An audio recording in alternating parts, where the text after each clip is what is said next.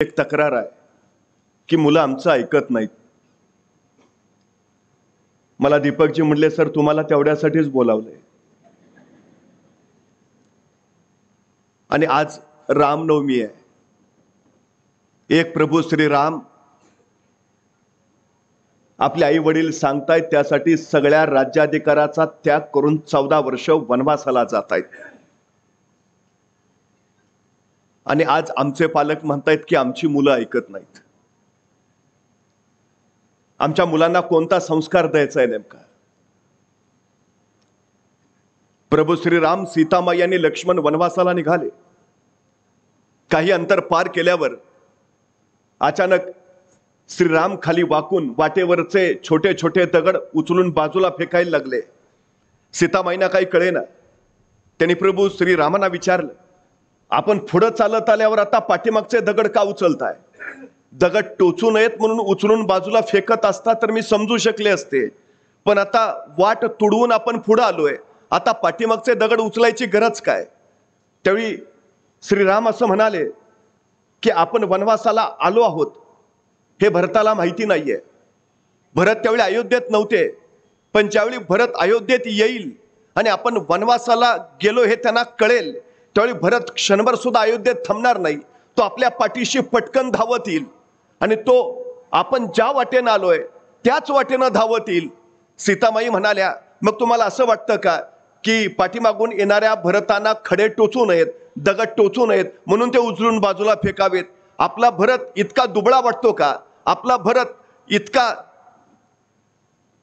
कमी क्षमतेचा वाटतो का की त्याच्यासाठी तुम्ही वाट मोकळी करताय, त्याला खडे टोचू नयेत म्हणून खडे उचलून बाजूला फेकताय? प्रभू श्रीराम म्हणाले, भरत शक्तिमानच आहे, खडे टोचल्यावर त्याला त्रास होणार नाही याची मला कल्पना आहे, पण ज्यावेळी हे खडे त्याला दिसतील आणि याच वाटेने आपले बंधू श्रीराम पुढे गेले आहेत हे त्याला कळेल, आणि जर आपल्या पायाला खडे टोचतायत तर हे प्रभू श्रीरामांच्या पायांना सुद्धा टोचले असणार. माझ्या पायाला खडे टोचले आहेत हे ज्यावेळी त्याला कळेल, त्यावेळी जी वेदना भरताला होईल ती वेदना भरत सहन करू शकणार नाही. मला खडे टोचल्याची वेदना भरताला होऊ नये म्हणून हे खडे उचलून मी बाजूला फेकतो आहे. श्रीरामांकडे ही संवेदनशीलता होती. खडे टोचावेतच नव्हे तर टोचलेत हे कळू सुद्धा नये, ही संवेदनशीलता माणसाला जिवंतपण बहाल करते. ही संवेदनशीलता माणसाला संस्कृती बहाल करते आणि हीच संवेदनशीलता माणसाला संस्कार बहाल करते. ही सगळ्यात महत्वाची गोष्ट आहे. आमच्या शाळांमध्ये जीवशास्त्र शिकवलं जातं, पण दुर्दैवानं जीवनशास्त्र शिकवलं जात नाही. आमच्या शाळांमध्ये चित्रकला शिकवली जाते, पण दुर्दैवानं चरित्र कला शिकवली जात नाही. मी दीपकजींचं मनपूर्वक अभिनंदन यासाठी करेन की आपण जीवशास्त्र शिकवता आहातच, पण अशा सोहळ्यातून आपण विद्यार्थ्यांपर्यंत जीवनशास्त्रही पोहोचवत आहात याचं मनस्वी कौतुक आहे. चित्रकलेबरोबर आपण चरित्र कला त्यांच्यापर्यंत पेरत आहात याचं मनस्वी कौतुक आहे.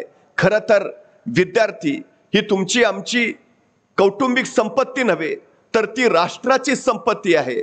या राष्ट्रातला प्रत्येक नागरिक घडला पाहिजे यासाठी सगळ्या पातळ्यांवर सारेच प्रयत्न करत असतात. ही सगळ्यात मोठी भूमिका आहे. पण जोपर्यंत ज्याला घडायचं आहे त्याला जर घडावंसं वाटत नसेल तर कुणी कितीही प्रयत्न केले तरी त्या घडवण्याचा काही उपयोग होत नाही. ही सगळ्यात महत्वाची गोष्ट आहे. त्यामुळे मुळात त्याला काय वाटतंय हा सगळ्यात मोठा चिंतनाचा विषय आहे. दुर्दैवानं ज्याला घडवायचं आहे त्याला काय वाटतंय हाच प्रश्न आम्ही बाजूला ठेवतो आणि आपल्याला काय वाटतंय याचा उहापोह सुरू करतो. ही आमची सगळ्यात मोठी अडचण आहे. महाराष्ट्रामध्ये शेतकऱ्यांच्या आत्महत्यांचा प्रश्न जितका गंभीर आहे तितकाच विद्यार्थ्यांच्या आत्महत्येचा प्रश्न सुद्धा गंभीर आहे. आत्महत्या करणारे विद्यार्थी कुठले आहेत?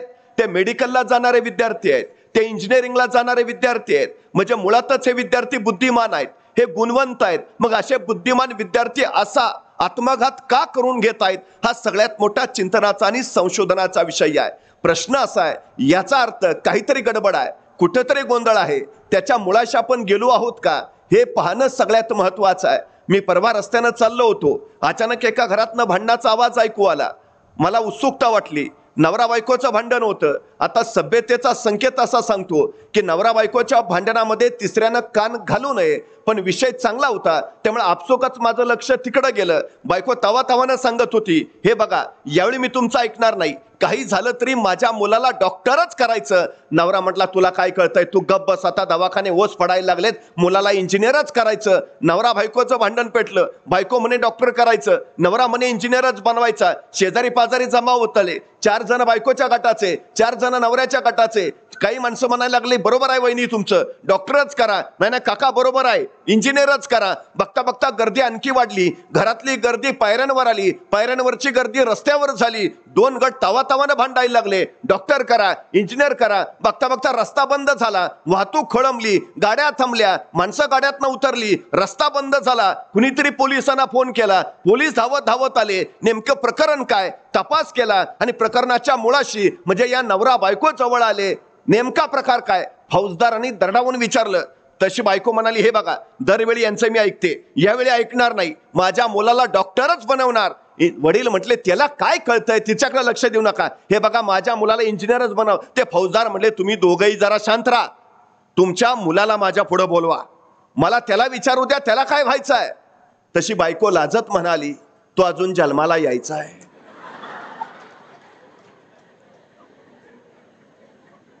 हल्ली शिक्षण क्षेत्रामध्ये स्पर्धाच इतकी झालीये की मुलगा जन्माला यायच्या अगोदरच त्याच्या माता पित्यांना त्याच्या शिक्षणाची, त्याच्या भविष्याची, त्याच्या करिअरची चिंता सतावती आहे. ही सगळ्यात महत्वाची गोष्ट. पण या सगळ्या प्रकारामध्ये आईला वाटतं हे बनावं, वडिलांना वाटतं ते बनावं, पण मुलाला नेमकं काय वाटतं याचा शोध घेणं हे अत्यंत महत्वाचं आहे. दुर्दैवानं इथं गफलत होते आणि मग पुढचा सगळा गोंधळ होतो. सचिन तेंडुलकरला इयत्ता 4थी मध्ये कळालं आपण उत्तम फलंदाजी करू शकतो. त्याच्या वडिलांनी ते जोखलं आणि वडिलांनी सांगितलं, तुला जे करायचं आहे तेच तू कर. आणि इयत्ता 4थी पासून तेंडुलकर फक्त क्रिकेट आणि क्रिकेटच खेळत राहिला. तो जागतिक कीर्तीचा फलंदाज झाला. हा सचिन तेंडुलकर इयत्ताला 12वीच्या इंग्रजीत नापास आहे, पण आज 12वीच्या इंग्रजीच्या पुस्तकात सचिन तेंडुलकरवर धडा आहे. एवढा धडा, यशाचा धडा गिरवायला पुरेसा आहे. ही पहिली गोष्ट आपण लक्षात घेतली पाहिजे. मुळात आपल्या मुलांमध्ये नेमकं आहे काय, त्याचा नैसर्गिक कल काय, त्याची आवड काय, त्याची स्वप्न काय, त्याची ध्येय काय, या सगळ्याचा विचार करणं, याचा अर्थ खरं तर शिक्षणाला आरंभ करणं. हे शिक्षण नव्हे, हा आरंभ आहे. पण आरंभीची ही पावलं पहिल्यांदा उचलणं हे प्रत्येक माता पित्याचं पहिलं कर्तव्य आहे. ही सगळ्यात महत्वाची गोष्ट. जेवढ्या लवकर तुम्हाला हे कळेल तेवढ्या लवकर तुम्हाला यश मिळेल. जेवढ्या लवकर तुम्ही सुरुवात कराल तेवढ्या अधिक उंचीवर तुम्ही पोहोचाल. हे सगळ्यात महत्वाचं. त्यामुळे सगळ्यात महत्वाचा विषय तो हा आहे. पाश्चात्य देशांमध्ये मुलांच्या नैसर्गिक कल चाचण्या घेतल्या जातात आणि त्याचा नैसर्गिक कल ज्या क्षेत्राकडे आहे त्याच क्षेत्रात त्याला पाठवलं जातं.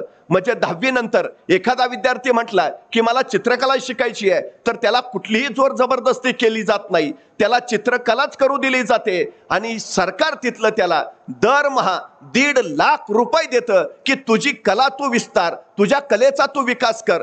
हेच कारण आहे की 10 कोटी लोकसंख्या असणाऱ्या जपानला ऑलिम्पिक मध्ये 100 स्वर्ण पदक मिळतात आणि 130 कोटी लोकसंख्या असणाऱ्या भारताला ऑलिम्पिक मध्ये कसं तरी एखादं स्वर्ण पदक मिळतं. जे करायचं आहे तेच करू दिलं तर निश्चितपणे कर्तृत्व गाजवता येतं, इतिहास घडवता येतो. यश मिळवण्याचा पहिला सोपा मार्ग आहे की आवडीच्या क्षेत्रात जा आणि जर त्या क्षेत्रात जाता आलं नाही तर ज्या क्षेत्रात आहात त्याच क्षेत्राला आवडीचं बनवा. ही सगळ्यात महत्वाची गोष्ट. आवड असेल तरच सवड निघते, नाहीतर नुसती तडजोड होत राहते आणि एकदा ओझं बनून कुठलंही काम तुम्ही करू लागला की मग त्या कामात राम राहत नाही. ही सगळ्यात मोठी गोष्ट. तिथं यश कधीच मिळत नाही. हेही सगळ्यात महत्वाचं. त्यामुळे पहिली गोष्ट सगळ्यात जर महत्वाची कुठली असेल तर आमच्या मुलांत काय आहे याचा शोध घेणं. मुळात आम्ही अध्यात्म हा शब्द वारंवार वापरतो, पण अध्यात्माचा नेमका अर्थ काय आहे? अध्यात्माचा अर्थ आहे स्वभाव. स्वभाव, स्वतःच्या आत्म्याचं ज्ञान, स्वतःच्या स्वभावाचं ज्ञान, स्वतःच्या गुणांचं ज्ञान, म्हणजे स्वतःची ओळख करून घेणं, यालाच आम्ही अध्यात्म असं म्हणतो. आमची अडचण अशी आहे की रस्त्यानं चालता चालता आम्ही एखाद्याला सहज म्हणतो मी त्याला पुरता ओळखून आहे. अरे तू त्याला ओळखून आहे, पण तू तुला ओळखलंयस का? हा सगळ्यात महत्वाचा विषय आहे. दुर्दैवानं आम्ही जग ओळखत राहतो, पण स्वतःला ओळखणं मात्र विसरतो. ही आमची अलीकडची अपयशाची सगळ्यात प्रमुख कारण आहेत. ही पहिली गोष्ट आपण लक्षात घेतली पाहिजे. आता एक याच्यातून दुसरा महत्वाचा मुद्दा येतो. याचा अर्थ आम्हाला जे घडवायचं आहे, आम्हाला जे करायचं आहे ते मग आम्ही करू शकत नाही का? हा सगळ्यांचा एक साधा सोपा विषय असतो. पण एक गोष्ट आपण लक्षात घ्यायला हवी. मानवी व्यक्तिमत्वाचे संशोधक आणि जीवशास्त्रीय अभ्यासक असं सांगतात की नुकतंच जन्माला आलेलं एखादं नवजात बाळ तुम्ही आम्हाला आणून द्या आणि त्याला काय बनवायचंय ते सांगा, आम्ही त्याला ते बनवून देतो. म्हणजे हवं ते घडवता येतं, हवं ते बनवता येतं. ओल्या मातीच्या गोळ्याला जर हवा तसा आकार देता येत असेल तर जिवंत हाडामांसाच्या गोळ्याला सुद्धा हवा तसा आकार देता येतो. फक्त माती ओली हवी आणि ज्या गोळ्याला आकार द्यायचा आहे तो गोळा संस्कारक्षम वयाचा हवा. ही सगळ्यात महत्वाची गोष्ट आहे. एकदा 16 वर्ष उलटली की मग तुम्ही तुमच्या मुलाला कितीही घडवू म्हटला तरी ते शक्य नाही. माती ओली असतानाच आकार देता येतो. ही पहिली गोष्ट आपण लक्षात ठेवा. दुसरा महत्वाचा मुद्दा याच्यातला आहे. मुळामध्ये आम्हीच एक भ्रम तयार करून ठेवलाय. नाही, तो जरा अभ्यासात कमीच आहे, नाही त्याला जरा बुद्धी कमीच आहे, नाही त्याचं जरा अभ्यासात लक्षच नाही. हे कोण ठरवतं? हे आपण ठरवतो. तुम्ही काही मूल्यमापनाचे काही आराखडे घेऊन आलात की त्याला बुद्धी कमी आहे, त्याला जास्त आहे, तो जरा अधिक चांगला आहे? कुणी ठरवलं हे? तुम्हाला ठरवायचा अधिकार तरी काय? हा सगळ्यात महत्वाचा विषय आहे. परमेश्वर प्रत्येकाला जन्माला घालताना प्रत्येकाला सारखंच देतो, समानच देतो, काही फरक करत नाही. मग याला कमी त्याला जास्त हे भेद आम्ही का निर्माण करावेत? हा सगळ्यात महत्वाचा चिंतनाचा विषय आहे. म्हणजे एखाद्या घरात जर गेलो आणि घरात जर 2 मुलं असली तर वडीलच सांगतात थोरला जरा अभ्यासात बरा आहे, धाकट्याचं काही लक्ष नाही. धाकट्याचं लक्ष नाही म्हटल्यावर धाकटा परत लक्षच देत नाही. थोरला बरा आहे ना, करू द्या थोरल्याला, संपला विषय. हे कोण तयार करतं सगळं? हे भ्रम आम्ही तयार करतो. ही सगळ्यात महत्वाची गोष्ट आपण लक्षात घेतली पाहिजे. ज्यांची मुलं कलेक्टर होतात, ज्यांची मुलं जिल्हा पोलीस प्रमुख होतात, त्यांच्या घरातलं वातावरण तुम्ही कधी बघितलंय? अडचण अशी आहे की मुलांच्या चुका काढायच्या संधी शोधण्यापेक्षा मुलांचं कौतुक करायच्या संधी जर तुम्ही शोधायला लागला तर मुलं आपोआप यशस्वी होतात. ही सगळ्यात महत्वाची गोष्ट आहे. आमची अडचण काय आहे? आम्ही चुका काढत राहतो. चुका काढूच नका, ते चुकत नाहीत असं नव्हे, पण चुकांवर सुद्धा उत्तम पद्धतीनं सकारात्मकतेनं त्याला सांगता येतं, सावरता येतं. ही सगळ्यात महत्वाची गोष्ट आहे. ज्याला हे सावरणं जमलं त्याला त्याचं स्वतःचं मूल घडवणं जमलं. ही पहिली गोष्ट आम्ही लक्षात घेतली पाहिजे. कुणाची मुलं घडतात? म्हणजे ज्यांची मुलं जिल्हा पोलीस, घरातलं वातावरण कधीतरी जाऊन बघून या. तो मुलगा असतो कपडे न घालताच उघडा नागडा घरात फिरत असतो. आई चिडत नाही, आई रागवत नाही. आई त्याला म्हणते बाळ किती सुंदर दिसता हो तुम्ही. त्या बाळाला प्रश्न पडतो, शर्ट नाही घातला, चड्डी नाही घातली आणि आई सांगते किती सुंदर दिसला. ते बाळ आईला विचारतं आई खरंच? तुमची हो, किती छान दिसता. अहो कपडे न घालता एवढे सुंदर दिसता, चड्डी घातल्यावर किती सुंदर दिसाल. पोरगा पळत जातं, चड्डी घालून येतं. आई आता कसा दिसतो? अहो चड्डी घातल्यावर एवढे सुंदर दिसता, शर्ट घातल्यावर किती सुंदर दिसाल. पोरगा पळत जातं, शर्ट घालून येतं. आई आता कसा दिसतो? अहो कपडे घातल्यावर एवढे देखणे दिसता, जराशी पावडर लावली, थोडासा भांग पाडला, किती छान दिसाल. पोरगा पळत जातं, पावडर लावतं, भांग पाडतं. आई आता कसा दिसतो? तोपर्यंत बाबा आलेले असतात. बाबा कसा? अख्ख्या शिरूर मध्ये तुमच्या इतकं कुणी देखणं नाही. पोराला आणखी हुरूप येतो. पोरगा धावत धावत आजोबांकडे जातं. आजोबा आजोबा मी कसा दिसतो? आजोबा म्हणतात कलेक्टर. संपला ना, पोरगा कलेक्टरच झाला. काय करायला लागतं तुम्हाला? प्रेरणा किती देतो आम्ही, प्रोत्साहन किती देतो आम्ही. तुझ्यात हे आहेच असं किती वेळा सांगतो आम्ही. आम्ही तुझ्यात ते नाही, हे नाही, तुला जमणार नाही. हे का? साधा विषय आहे. आमची मुलं परीक्षा आली की भितात, एखादं संकट आलं की भितात, अडचण आली की भितात. ही भीती निर्माण होते कुठून? यश आणि आपण यांच्यामध्ये फक्त भीती उभासते. ही भीतीची भिंत ढासळली की यश स्वागताला येते. ही सगळ्यात महत्वाची गोष्ट आहे. पण मुलं घडवण्यासाठी ही भीती घालतं कोण? तुम्ही कधी घरातलं उदाहरण बघितलंय? मुलगा रंगत असतो, आई काहीतरी स्वयंपाक करत असते आणि तो रंगत रंगत मुलगा अंधाऱ्या खोलीच्या दिशेनं जातो. धाडसी आहे तो, जन्मजात प्रत्येकात धाडस आहेच. प्रत्येक जण निर्भय आहे. तुम्ही चुलीजवळ असणाऱ्या त्या इवल्याशा मुलाला किती वेळा सांगा, तो विस्तव हातात धरायचा प्रयत्न करतोच. भीती नाहीच आहे, तो निर्भयच आहे जन्मता. भीती निर्माण कोण करतं? आजूबाजूचा परिसर, आजूबाजूची माणसं. आम्ही घडतो कसे? आम्ही शांतपणे कधी तर लक्षात घेतलं पाहिजे. तो मुलगा अंधाऱ्या खोलीच्या दिशेने रंगत रंगत निघालेला असतो. तेवढ्यात आईचं लक्ष असतं, ए नको जाऊ, भाऊ आहे. ते रांगणार मूल जागेवर थांबतं. तिथूनच आईकडे बघतं, भाऊ आहे नको. ते थांबतं. पण आई परत कामाला लागली की परत त्या अंधाराच्या दिशेने जायला सुरुवात करतं. आईचं परत लक्ष जातं, हे सांगितलं ना नको जाऊ. भाऊ असतो अंधारात, नको जाऊ. ते परत थांबतं, आईकडे बघतं.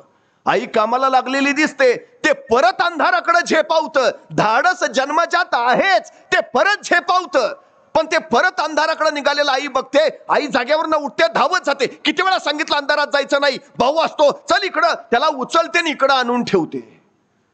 त्या मुलाच्या अर्ध जागृत मनावर कायमचा संस्कार होतो, अंधारात भाऊ असतो. पुढं हाच पट्ट्या 2 पोरांचा बाप होतो, पण अंधारात जायला घाबरतो.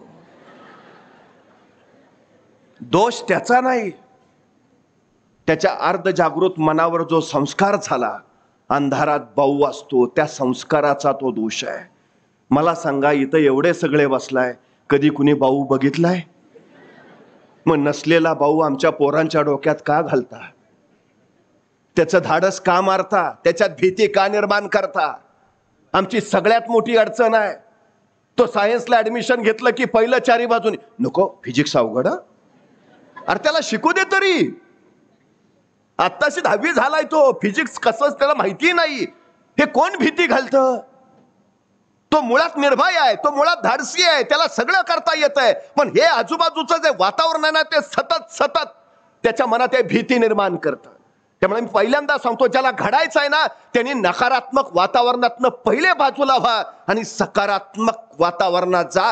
जिथं प्रेरणा देणारी माणसं आहेत, जिथं प्रोत्साहन देणारी माणसं आहेत, पुढं चल म्हणणारी माणसं आहेत, अशा माणसांच्या सहवासातच यश मिळवता येतं. ही सगळ्यात महत्वाची गोष्ट आहे. नाहीतर अडचण काय होते माहिती आहे? तुम्ही हत्तीचं छोटं पिल्लू बघितलं असेल, तो माहू त्याला साखळदंडानं बांधून ठेवतो. तो साखळदंड तोडायचा तो हत्ती विलक्षण प्रयत्न करतो, अपाट प्रयत्न करतो, पण बळ तोकडं पडतं. तो लोखंडी साखळदंड त्या छोट्या हत्तीला तोडताच येत नाही. ते पिल्लू कोशिश करून थकतं आणि शेवटी मनात पक्क ठरवतं, आपने बस की बात नाहीये. साखळदंड तोडणं कठीण, तोडूच शकत नाही आपण. त्याच्या डोक्यात पक्क बसतं. तोच हत्तीचं पिलू परत मोठं होतं, बलाढ्य होतं, अफाट ताकदीचं होतं. मोठमोठे वृक्ष सोंडेत पकडून उन्मळून टाकतं, इतकं बलशाली होतं. त्या मोठ्या हत्तीला माहूत कधी साखळदंडानं बांधूनही ठेवत नाही. त्याच्या आसपास फक्त साखळदंड टाकलेला असतो, बांधत अजिबातच नाही. पण तरी एवढी ताकद असूनही हत्ती कधीही तिथून निसटून जायचा प्रयत्न करत नाही. कुणीतरी माहुताला विचारत, अहो एवढा मोठा हत्ती तुम्ही बांधून ठेवत नाही? माहूत म्हणतो, त्याला मी बांधायची गरज नाही, हत्तीनं स्वतःला बांधून घेतलंय, आता तो अजिबात हलणार नाही.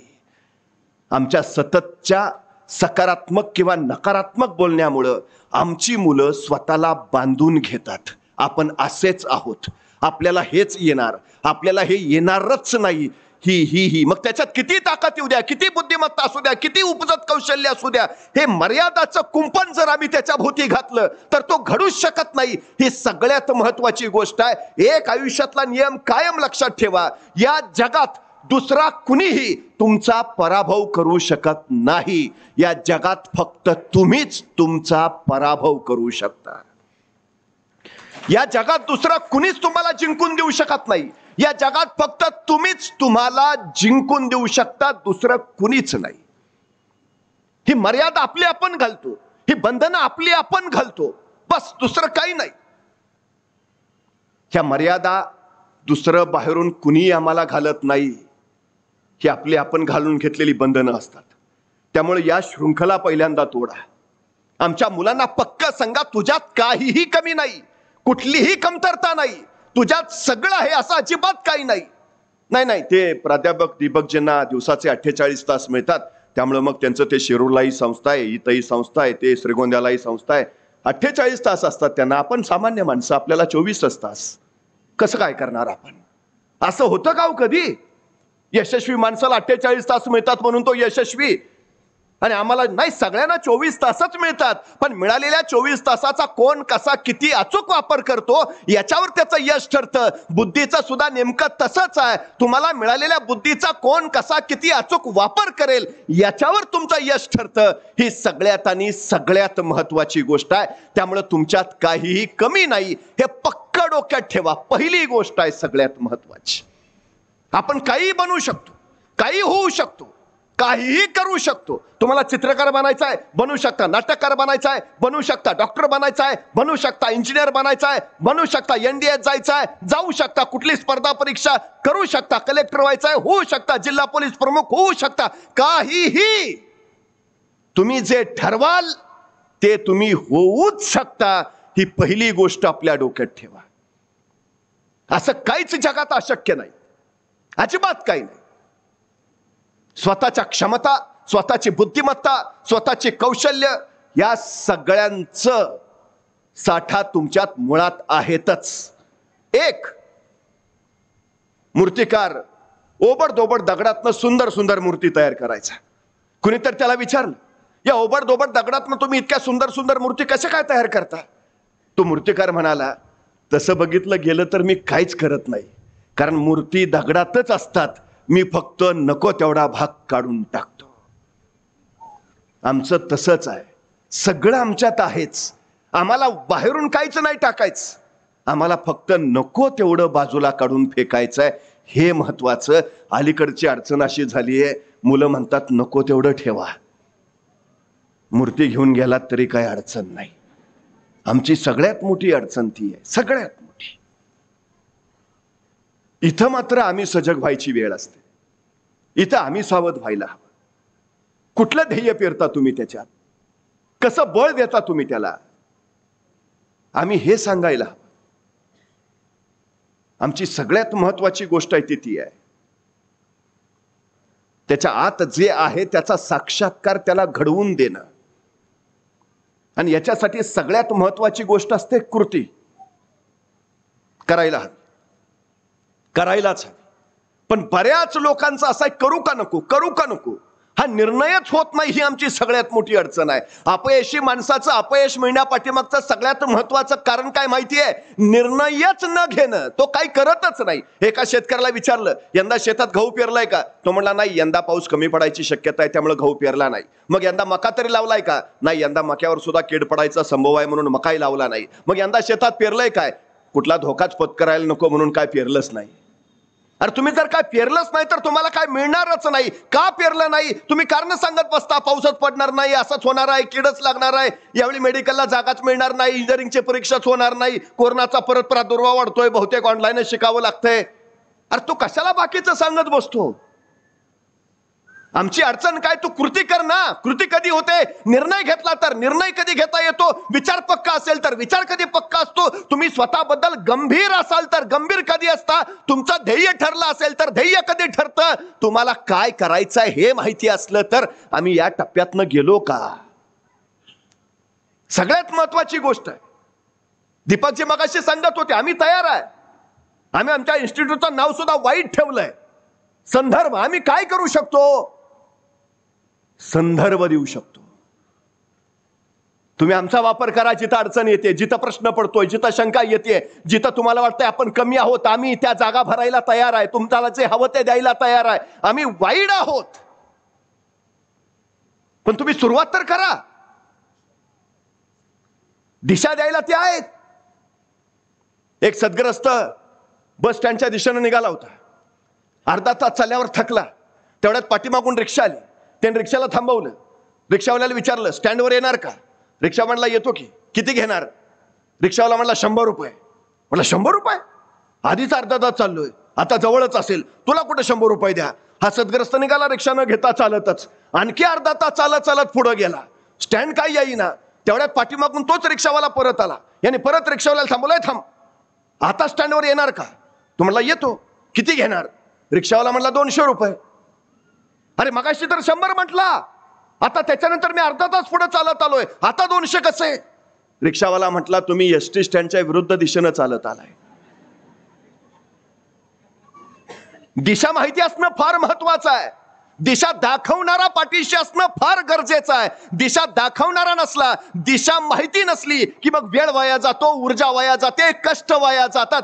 हे जाऊ नये यासाठी सगळं श्रीगोंद्यात व्यवस्थित असताना हा दीपक हिथं सगळं प्रकाशमान करायला आला. याचं कारण काय की ग्रामीण भागातल्या आमच्या मुलांना करायची इच्छा प्रचंड आहे, फक्त मार्ग सापडत नाही, सापडला तर योग्य दिशा मिळत नाही. हे दिशा देण्याचं काम फार महत्वाचं आहे. त्यामुळे पहिली गोष्ट काय, दिशा ती मिळाली. आता तेही झालंय. आता काय करायचं, आता निर्णय घ्या ना पटकन. काय करायचं आहे, नीट करायचंय, JEE करायचंय, NDA करायचंय, काय काय ठरलंय तुमचं. एखाद्याला विचारलं काय काय काय ठरलंय, मग पुढं बघू आता होईल ते. अरे काय होईल, नाही चाललाय प्रयत्न. अरे कशाचा चाललाय प्रयत्न, आणि नाही झालं तर नाही, पप्पा म्हणलेत माझ्या जागेवर चिटकवतो. मग चिटक ना. काय ध्येय आहेत आमची, ठरवाना पटकन काय करायचं ते.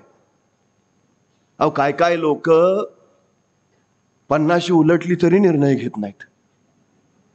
जाताना म्हणतात त्यावेळी निर्णय घेतला असता बरं झालं असतं. अरे तुला धरलं होतं कुणी, अडचण काय आमची. तुम्हाला माहिती आहे चंद्रावर पहिलं पाऊल कुणी टाकलं, नील आर्मस्ट्रॉंग. खरंच नील आर्मस्ट्रॉंगच चंद्रावर पहिलं पाऊल टाकणार होता का हो, नाही. चांद्रयान मोहिमेचा प्रमुख कोण, एडविन सी अल्डारिन. तो अमेरिकेचा वैमानिक होता, स्पेस वॉकिंगचा त्याला अनुभव होता, म्हणून या नासाच्या चांद्रयान मोहिमेमध्ये मुख्य पायलट म्हणून निवड झाली ती एडविन सी अल्डारिन, आणि त्याला सहाय्यक को पायलट म्हणून निवड झाली नील आर्मस्ट्रॉंग. तो अमेरिकेच्या नौसेनेत होता, त्याला स्पेस वॉकिंगचा अनुभव नव्हता, तो सहाय्यक म्हणून आला होता, को पायलट. हे अपोलो यान ज्यावेळी चंद्रावर उतरलं त्यावेळी स्पेस सेंटरवरनं पहिला संदेश आला, पायलट फर्स्ट. आता पायलट फर्स्ट म्हटलं, एडविन सी अल्डारिन पुढे झाला आणि आता चंद्रावर पाय टाकायचा आहे. पण पाय टाकण्यापूर्वीच त्याच्या मनात गोंधळ सुरू झाला. मी चंद्रावर पाय टाकला आणि चंद्राच्या वातावरणानं मला खेचूनच घेतलं तर, मी चंद्रावर पाय टाकला आणि मी त्या वातावरणात जळूनच गेलो तर, मी चंद्रावर पाय टाकला आणि तिथल्या गुरुत्वाकर्षणाने मी कुठं भरकटलो तर, विचारांचा गोंधळ. तेवढ्या स्पेस सेंटरवरनं दुसरा संदेश आला, को पायलट नेक्स्ट. आणि नील आर्मस्ट्रॉंग झपदिशी पुढे झाला आणि कुठलाही विचार न करता त्यांनी चंद्रावर पहिला पाय ठेवला. जगात कीर्तिमान झाला चंद्रावर पहिला पाऊल ठेवणारा माणूस नील आर्मस्ट्रॉंग. प्रत्यक्षात कीर्ती गुणाची होणार होती, एडविन सी अल्डारिनची. बसला विचार करत, काय करू, पटकन निर्णय घ्या. हे बघा, निर्णय चुकला तर काय होईल, अनुभव येईल, आणि बरोबर आला तर यश येईल. म्हणजे आपण तोट्यात कुणी कटूनच नाही ना. मग निर्णय घ्यायला उशीर का करता. आणि एक गोष्ट लक्षात ठेवा, यशस्वी कोण होतात, योग्य निर्णय घेतात ते नव्हे, तर घेतलेला निर्णय योग्यच होता हे जे सिद्ध करतात ते.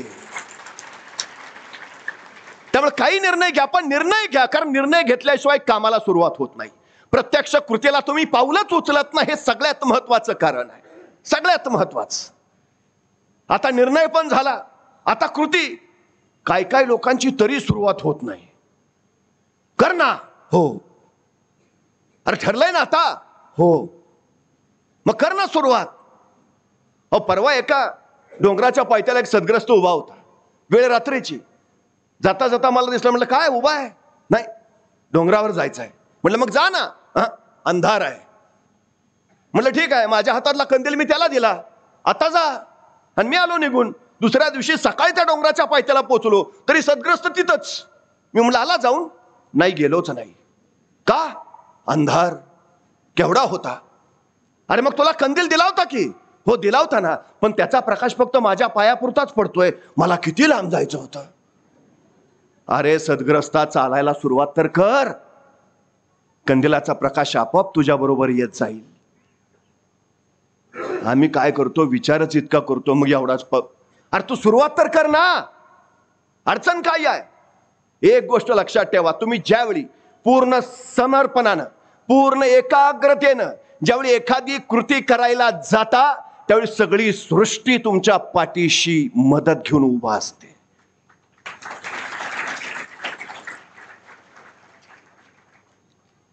कर्तृत्ववंतांच्या मागच नशीब उभं असतं. तुम्ही कायम लक्षात ठेवा. आमची बोलता बोलताची भाषा काय, ते नशीबवान आहे. अरे नशीबवान कुठला, कर्तृत्ववान आहे. सुरुवात केली, कृती करायला सुरुवात केली म्हणून यश मिळालं. आणि आपण आपल्या नशिबातच नव्हतं. तू बस ना घरात, अरे हालचाल करणं, कृती करणं, आपोआप नशीब बरोबर येत आहे. सगळ्यात महत्वाची गोष्ट काय, ती महत्वाची आहे. आम्ही कारण सांगत बसतो, असं तसं तसं असं, मग पावलापुरताच प्रकाश आहे, मग आमची परिस्थितीच नव्हती. तू गप रे. मला भयान राग येतो असल्या माणसांचा. आमची परिस्थिती नव्हती हो. परिस्थिती माणसाला घडवती नाही, परिस्थिती माणसाला बिघडवती नाही. माणूसच परिस्थिती घडवतो आणि माणूसच परिस्थिती बिघडवतो. ही सगळ्यात मोठी वस्तुस्थिती आहे, सगळ्यात. काही नाही, तुम्ही सुरुवात करा, परिस्थिती सोबत येते तुमच्या. छत्रपती शिवाजी महाराजांनी स्वराज्याला आरंभ केला. काय होतं महाराजांकडं? सैन्य होतं, शस्त्र होती, तोफा होत्या, हत्ती होते, घोड काही नव्हतं हो. पण स्वराज्याचा श्री गणेशा केला. रायरेश्वरावर जाऊन पहिली शपथ घेतली, केली सुरुवात, निर्णय घेतला, कृतीला आरंभ. 1645 साली पहिला राजगड जिंकला, बेवसाव होता, ताब्यात घेतला, सुरुवात केली, कृतीला प्रत्यक्ष सुरुवात. 1646 ला तोरणा घेतला आणि तोरणा घेतल्यानंतर याच तोरण्यावर बिनी दरवाजाच्या मागे कोठी दरवाजा आहे आणि त्या कोठी दरवाजाच्या मागे तटबंदीच्या डाव्या बाजूला महाराजांना 7 सोन्याच्या मोहराने भरलेले हंडे सापडले. काही नव्हतं महाराजांकडे. महाराज असं म्हणणं आहे, बघूया कोणतर दिलं हंडे बिंडे तर करू सुरुवात. हंडे यायचे नाही वाट बघत बसले महाराज. आधी कृतीला सुरुवात केली. माझं काय आहे काय नाही देणं घेणं नाही, माझं ठरलंय ना, मला करायचंय बस. नियती तुमच्या पाठीशी उभा आहे. जगदंबा उभा राहिली महाराजांच्या पाठीशी. राजगड घेतला, बांधायचा होता, पैसे नव्हते. तोरण्यावर 7 सोन्याच्या मोहरांनी भरलेले हंडे महाराजांना सापडले. स्वातंत्र्य देवता आली ना आशीर्वाद द्यायला. त्या मोहरांनीच महाराजांनी राजगडाचं बांधकाम केलं. महाराष्ट्राची पहिली राजधानी तयार झाली. मोगलांच्या विरोधातला संघर्ष तीव्र झाला महाराजांचा. मोगल अफाट बलाढ्य. हा नुसतं महसूल औरंगजेबाचा त्या काळात 230 कोटी रुपये होता, नुसता महसूल. आणि महाराजांचं राज्य अजून 1 कोटी सुद्धा महसूल झाला नव्हता. अशा बलाढ्य मोगलांशी लढायचं आहे. अफाट संपत्ती, बळ सगळं लागणार होतं महाराजांकडे नव्हतं. पण महाराजांनी 1670 साली प्रबळगड जिंकला आणि प्रबळगड जिंकल्यानंतर महाराज प्रबळगडाची पाहणी करायला प्रबळगडावर आले. महाराज पालखीत बसलेले, प्रबळगड पाहत पाहत निघालेले. त्याच वेळी महाराजांचा शेला पालखीच्या बाहेर लोंबकळत होता. एका मार्गावरनं जाता जाता अचानक महाराजांच्या शेल्याचं टोक प्रबळगडाच्या त्या तटबंदीच्या बोरीच्या झाडाच्या फांदीच्या काट्यात अडकलं. आपला शेला बोरीच्या काट्यात अडकलेला महाराजांनी बघितला आणि महाराजांनी सांगितलं, थांबवा, पालखी थांबवा. हे बोरीचे झाड काहीतरी सांगते आहे. हे बोरीचे झाड आम्हाला पुढे जाण्यापासून अडवते आहे. हे बोरीचे झाड आम्हाला काहीतरी संदेश देते आहे. हे बोरीचे झाड आम्हाला अडवते ना, काहीतरी आहे. खाना, इथं खाना. महाराजांनी आज्ञा दिली. माणसं त्या बोरीच्या झाडाजवळ खानायला लागली. 5 फूट खाली गेली आणि खाली दगडी भिंत लागली. उकरा उकरा. महाराजांनी ती दगडी भिंतही काढायला लावली. 23 घागरी आणि 4 कडया एवढं धान्य महाराजांना त्या प्रबळगडावर मिळालं. 23 घागरी. त्यावेळी सोनं होतं 20 रुपये तोळा. म्हणजे आजची जर किंमत काढली तर तब्बल 500 कोटी रुपये महाराजांना त्या तिथे मिळाले. त्याच्यातून मोगलांच्या विरोधातला लढा तीव्र झाला. अडचणी नाहीत येत. तुम्ही जर चांगलं काम करत असाल, तुम्ही जर योग्य कृत्य करत असाल तर सृष्टी तुमच्या पाठीशी उभा राहते. त्यामुळे काय होईल विचार करूच नका. परिस्थिती जर माणसाला घडवत असती तर रस्त्याच्या विजेच्या खांबाच्या दिव्याखाली बसून अभ्यास करणारे डॉक्टर बाबासाहेब आंबेडकर अमेरिकेच्या कोलंबिया विद्यापीठात पोहोचले नसते. आणि कोलंबिया विद्यापीठाच्या त्या प्रवेशद्वारावर शतकातील सर्वोत्तम विद्यार्थी म्हणून त्यांची नोंद झाली नसती. काय होतं त्यांच्याकडे? गणिताचा तास चालू होता. शिक्षकाने विचारलं, हे गणित कोण सोडवताय का? आणि तो छोटा भीमराव उभा राहिला, मी सोडवतो. सर म्हणले, ये समोर, फळ्यावर सोडवून दाखव. तो छोटा भीमराव फळ्यावर गणित सोडवायला पुढे यायला निघाला. तसा वर्गातल्या सगळ्या पोरांनी गलबल केला. नाही नाही नाही गुरुजी, त्याला सांगू नका, त्याला सांगू नका. गुरुजी म्हणले, का? तशी पोरं म्हणाली, गुरुजी तो भीमराव फळ्याला हात लावेल, फळ्याच्या मागे आमचे डबे आहेत, त्याच्या स्पर्शाने आमचे डबे बाटतील, आम्हाला जेवता नाही येणार. त्या शिक्षकाने सांगितलं, भीमराव नको येऊस. ही सामाजिक परिस्थिती होती त्यावेळी. काय सोसलं असेल त्या इवल्याशा जीवानं, किती अपमान सहन केला असेल. थांबले. माझा अपमान झाला, आजपासून मी शाळेत जाणार नाही. नाही हो, नाही. यातून त्याने ठरवलं घडणार, स्वतःचं विश्व घडवणार. काही लोक कारण सांगतात, नाही माझी खूप इच्छा होती शिकायची, पण आम्ही गरीब आहे ना. अरे काय सांगतो, गरीब आहे ना. उत्तम. श्रीमंत व्हायला तुला मिळालेली ही सर्वोत्तम संधी आहे. नाहीतर तू आधी श्रीमंत असतात तर तुला काय करायची गरज आहे का? गरीब आहेस ना, श्रीमंत व्हायला मिळालेली संधी आहे. नाही, त्याला जरा डोकं कमीच आहे. उत्तम. विद्वान व्हायला त्याला मिळालेली ही सर्वोत्तम संधी आहे. तुमच्या कमतरतेला तुमची बलस्थानं बनवा आणि त्या बलस्थानाच्या बळावर तुम्ही यश काबीज करा. हे आमच्या पोरांना सांगितलं पाहिजे. आम्ही हे सांगा ना. काही परिस्थिती काय नसतं. तुझी इच्छा आहे ना, चाल. फक्त एक करा, आपल्या पोरांमध्ये मोठं व्हायची भूक प्रज्वलित करा. आम्ही काय करतो, पोरांच्या पाठीवर पैशाच्या ठेवी ठेवतो, त्यापेक्षा संस्कारांच्या ठेवी ठेवा. पोरं आपोआप घडतील. प्रत्येक पालकाचं झालंय काय, माझ्या सहित आमची एकच इच्छा. नाही, माझी खूप इच्छा होती सायकलवरनं कॉलेजला जावं, पण त्यावेळी परिस्थिती नव्हती. पण आता माझ्या पोराला मी नवी खट्ट सायकल घेऊन दिली आहे. प्रत्येक बापाला वाटतं जे आपल्याला मिळालं नाही ते माझ्या पोराला मिळावं. प्रत्येक आईला वाटतं मला जे करता आलं नाही ते माझ्या मुलीनं करावं. आम्ही त्यांना कुठलीच तोशिष लागू देत नाही, आणि तोशिषच लागत नाही. त्यामुळे काहीतरी बनावं, काहीतरी करावं, काहीतरी घडवावं याची त्यांना गरजच वाटत नाही. एक गोष्ट कायम लक्षात ठेवा, जी माणसं घडली ती कशी घडली? संकटातनं घडलीत ती, अपघातातनं घडलीत ती, परिस्थितीतनं घडलीत ती. आमच्याकडे सगळं व्यवस्थित आहे, त्यामुळे काही करायची आवश्यकताच नाही. ही आमची अडचण आहे. पोरगा सहज म्हणतो, पप्पा म्हणलेत चिटकवतो माझ्या जागेवर. गरजच नाही ना. मग आपली आहे का परिस्थिती अशी? आम्ही क्षमता मारून टाकल्यात आमच्या पोरांच्या, कष्ट करायच्या, अभ्यास करायच्या मारून टाकल्यात. पूर्वी असं म्हणायचंय, एखाद्या श्रीमंत घरात मूल जन्माला आलं की तोंडात सोन्याचा चमचा घेऊन जन्माला आलाय. आता म्हणतात हातात मोबाईल घेऊन जन्माला आलाय. पूर्वी पोरग दंगा करायला लागलं, काम करू देईना की आई त्याच्या तोंडात दुधाची बाटली ठेवायची आणि कामाला जायची. आता अर्धा तास पोरग नाही त्रास द्यायचं. आता पोरग त्रास द्यायला लागलं की आई लगेच मोबाईल देते, घे बाळा. आता पोराच्या हातात फक्त मोबाईल काढून दाखवा, काय थैथैट करते बघा. पोराला माहिती होतं मोबाईलचं, सवय कुणी लावली? आम्हाला आमचं काम करायचंय. एखाद्याला सहज प्रश्न विचारा, बारसक किती? तो डोकं लावतच नाही, तो पहिला मोबाईल काढतो आणि कॅल्क्युलेटर काढतो. कृत्रिम बुद्धिमत्ता सुरू झाली आमची. कशी क्षमता विकसित होणार आहे, कसं तयार होणार आहे ते सगळं अडचण आहे सगळ्यात आमची. एका मुलाला मी सहज विचारलं, काय रे 100 मीटर पळशील का? तो 2 मिनिटं माझ्याकडेच बघत बसला. म्हटलं मी काय चुकीचं विचारलं? अरे म्हटलं 100 मीटर पळशील का? तो म्हटला 100 मीटर म्हणजे किती? मग माझ्या लक्षात आलं काय यायचं ते. मग त्याला विचारलं, काय खेळ खेळतोस का नाही? म्हटलं सगळे खेळ खेळतो, क्रिकेट खेळतो, बॅडमिंटन खेळतो, व्हॉलीबॉल खेळतो, फुटबॉल खेळतो. म्हटलं एवढे सगळे खेळ खेळतो, मग दिवसभर मैदानावरच असतोस का काय? तो म्हणला मैदानावर नाही, मोबाईलवर खेळतो. म्हटलं बरोबर आहे, मग तुला 100 मीटर कळणारच नाही. मग त्याला सांगितलं इथून ते तिथपर्यंतचं अंतर आहे, त्याला 100 मीटर म्हणायचं. पळशील का? तो 2 मिनिटं अंतरच बघत बसला. अरे म्हटलं 100 मीटर पळायचं आहे, पळशील का? करतो प्रयत्न. आता ह्यात कसला प्रयत्न? तुला काय 5 किलोमीटर सांगतोय का? 100 मीटर पळायचं आहे, पळशील का?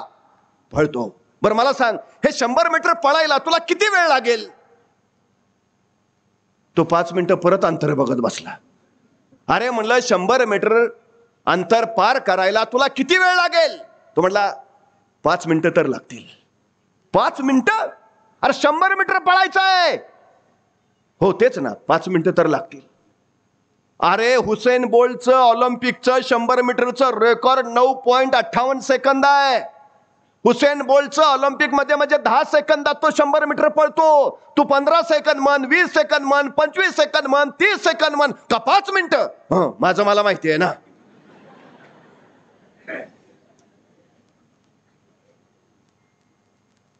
अरे सांग ना, किती सांगितलं ना 5 मिनिटं लागतील.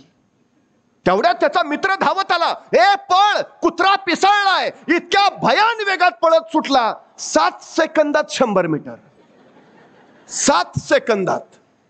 मी त्याला म्हटलं तू तर हुसेन बोल्टचं रेकॉर्ड मोडलंस. हुसेन बोल्टला 10 सेकंद लागतात ऑलिम्पिक मध्ये, तू 7 सेकंदात पळलास. म्हटला मग कुत्रा मागं लागला होता. म्हणजे आपल्यात 7 सेकंदात 100 मीटर पार करायची क्षमता आहे. बाहेर कधी आली? संकट आलं तेव्हा. मग संकट चांगली आहेत का वाईट आहेत? संकटांचं स्वागत करायला हवं. संकट आपल्याला अडवायला येत नाहीत. संकट आपली उंची वाढवायला येतात. अडथळे आपल्याला थांबवायला येत नाहीत. अडथळे आपल्यातली कौशल्य बाहेर काढतात. अडचणी तुम्हाला रोखायला येत नाहीत. अडचणी तुमच्यातल्या क्षमता बाहेर काढायला येतात. संकट, अडथळे, अडचणी यायलाच हव्यात. त्याशिवाय आमचा परिपूर्ण विकास होतच नाही. ही सगळ्यात महत्वाची गोष्ट आहे. शांत समुद्र कधीही उत्तम खलाशी तयार करू शकत नाही. उत्तम बनायचं असेल समुद्र उदाणलेलाच हवा. लाटावर लाटा कोसळायलाच हव्यात. तरच तुम्ही घडू शकता. ही सगळ्यात मोठी गोष्ट आहे. आमची अडचण काय झाली? मुलगा आईला विचारतो, आई सायकल शिकू का? नको, पडशील. पोहायला जाऊ का? नको, बुडशील. मग खेळायला जाऊ का? नको, धडपडशील. मग करू काय? टीव्ही बघ. मग काय अडचण आहे? 12वीचा पेपर चालू असताना त्यांनी टीव्ही बघितला तर? सवय कुणी लावली? मुलं अनुकरण प्रिय असतात. ते आपलंच शिकतात, आपल्याकडेच बघतात. हे सगळ्यात महत्वाचं आहे. कसं वळण लावतो, कशी सवय लावतो, त्याच्यावर ते अवलंबून आहे. 10वीची परीक्षा आहे तालुक्याच्या ठिकाणी. रामजी बाबांनी भीमरावांना सांगितलं, सगळे जाऊन काय तालुक्याला राहणं शक्य नाही. मी तुमच्या बरोबर येतो. तुम्ही अभ्यास करा, मी तुमचा स्वयंपाक बनवत जाईन. आणि वडिलांना घेऊन भीमराव आंबेडकर तालुक्याच्या ठिकाणी आले. ते अभ्यास करायचे, वडील स्वयंपाक करायचे. एके दिवशी भीमराव परीक्षेच्या दिवशी पेपर द्यायला गेले. दुपारी पेपर देऊन माघारी आले. वडील म्हटले आता तुम्ही जेवून घ्या ना, अभ्यासाला बसा. वडिलांनी ताट केलं, भीमरावांच्या पुढे ठेवलं. भीमराव जेवायला लागले. जेवता जेवता वडिलांना विचारलं, बाबा तुम्ही नाही जेवत? तसे रामजी बाबा म्हणाले, नाही, तुमचं होऊ द्या, तुमचं झाल्यावर मी जेवतो. भीमरावांनी जेवण उरकलं, अभ्यासाला बसले. दुसऱ्या दिवशी पेपरला गेले, पेपर देऊन आले, परत जेवायला बसले. जेवता जेवता वडिलांना विचारलं, तुम्ही नाही जेवत? वडील म्हटले, नाही, तुमचं होऊ द्या, तुमचं झाल्यावर मी जेवतो. रोज पेपर देऊन आल्यावर जेवता जेवता भीमराव विचारायचे, बाबा तुम्ही नाही जेवत? आणि रामजी बाबा सांगायचे, तुमचं झाल्यावर मी जेवतो, तुमचं होऊ द्या. 5-6 दिवस चालू राहिलं. एके दिवशी पेपर देऊन आले, भीमराव जेवायला बसले. वडिलांनी ताट पुढे ठेवलं. जेवता जेवता भीमरावाने विचारलं, बाबा तुम्ही? नाही नाही, तुमचं होऊ द्या, तुमचं झाल्यावर मी जेवतो. पण जेवता जेवता अचानक भीमरावांच्या लक्षात आलं की आपण जेवल्यानंतर टोपलीत भाकरी शिल्लक राहत नाही. मग आपलं जेवण झाल्यावर बाबा खातात काय? मी रोज 5-6 दिवस त्यांना विचारतोय, बाबा तुमचं जेवण?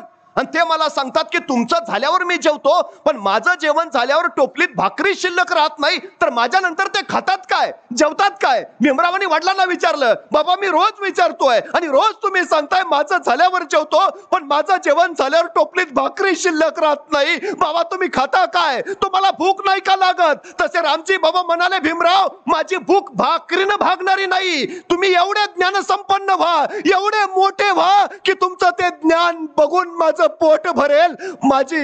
माझी भूक अन्नानं नाही, माझी भूक ज्ञानानं भागेल. काय पोराच्यात भूक निर्माण केली रामजी बाबांनी?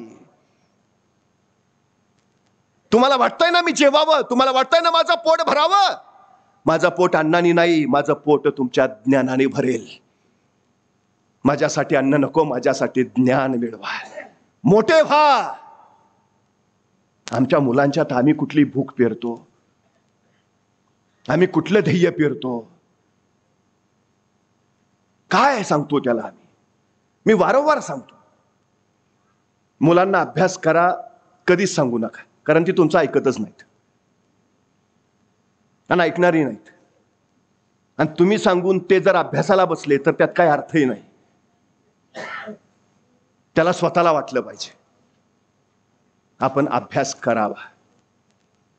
अभ्यास कर असं सांगण्यापेक्षा अभ्यास का करावा हे त्याला एकदा सांगा. त्याची भूक जागृत कुठली करा, का करायचं आहे. कधीतरी त्याला झोपडपट्टीत राहणाऱ्या कुटुंबांची भेट घालून द्या. कपडे न घातलेली नागडी उघडी पोरं 4 घरं मागून तुकडा तुकडा गोळा करून ज्यावेळी पोट भरतात ना, ते दाखवा त्याला. त्याला सांगा ही का असं आहे. ह्यांचे वडील शिकले नव्हते, याचे आजोबा शिकले नव्हते, ही सुद्धा पोरं शाळेत जात नाहीत, ही आयुष्यभर अशीच भिका मागत राहणार आणि उघडी नागडी चोऱ्या करत हिंडणार.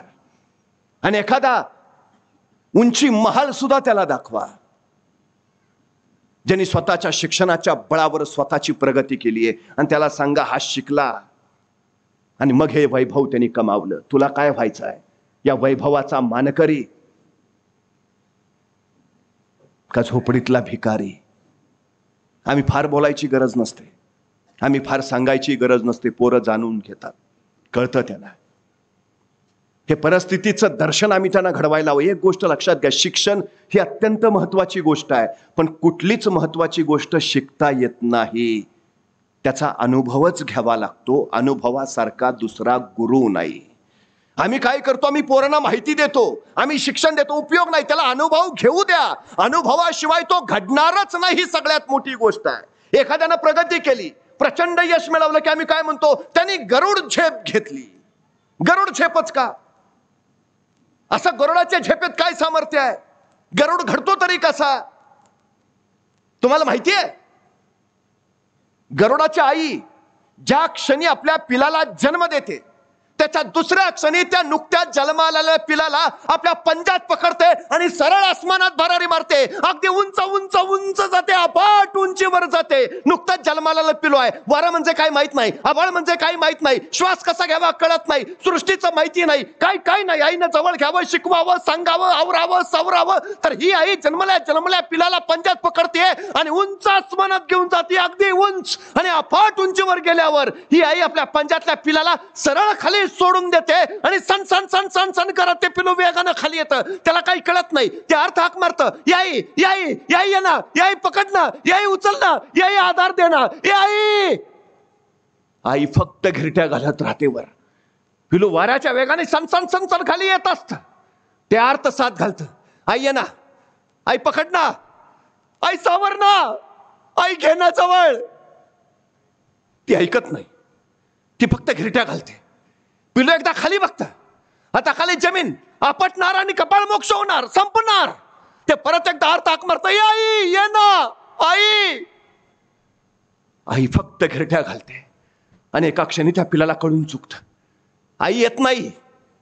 आणि नुकतंच जन्माला आलेलं ते पिलू मग स्वतःची सगळी शक्ती एकवटतं, सगळं सामर्थ्य एकत्रित करतं, स्वतःचे पंख असते असते बाहेर काढायचा प्रयत्न करतं. त्या पंखामध्ये जीव भरतं, वाऱ्यावर ते पंख स्वार करतं. परत एकदा सगळी शक्ती एकवटतं, पंख फरकायला सुरुवात करतं आणि अचानक सगळी शक्ती एकवटून गर्दिशी गिरकी घेतं आणि आसमानात भरारी मारतं. आईकडे बघत सांगतं, आई जमलं ग.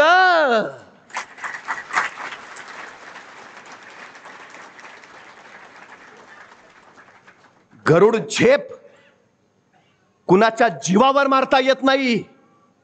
गरुड झेप स्वतःच्या जीवावर मारलेली झेप, त्याला गरुड झेप म्हणतात. यानं त्यानं नाही, त्याला गरुड झेप नाही म्हणत. शून्य होता तो, शून्यातनं विश्व उभारलं म्हणून गरुड झेप. आई सोडून देते, जा तुझा तू लढ, तुझा तू भेड, तुझा तू संकटांना वादळांना सामोरं जा. जा, सर्वायवल ऑफ द फिटेस्ट सृष्टीचा नियम आहे. जो फिट आहे तो टिकेल आणि जो फिट नाही त्याला जगायचाही अधिकार नाही, अजिबात नाही.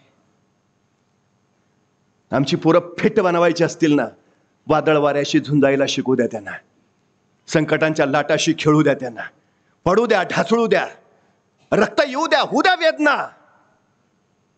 त्यातून त्याला दुःख कळेल आणि दुःख नको म्हणून सुख मिळवायच्या पाठीशी तो धावेल. कायम लक्षात घ्या, नापास व्हायची भीती असते म्हणून पास होण्यात आनंद वाटतो.